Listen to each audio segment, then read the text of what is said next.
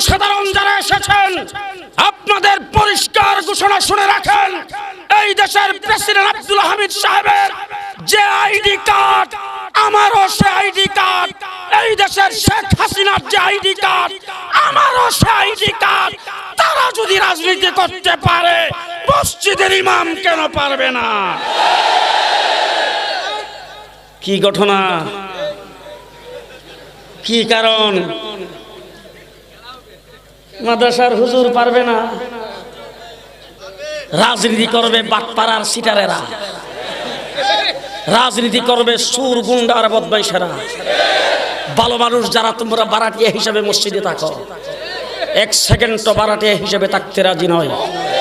এই দেশ স্বাধীন করেছি আমরা, দেশের জন্য রক্ত আমরা দিয়েছি। শাহ আব্দুল আজিজ মুহাদ্দিস দেহলভী রাহমাতুল্লাহ আলাইহি ফতোয়া দিয়েছেন, আজকে যারা স্বাধীনতার ইতিহাস রচনা করতে চান, স্বাধীনতার ইতিহাস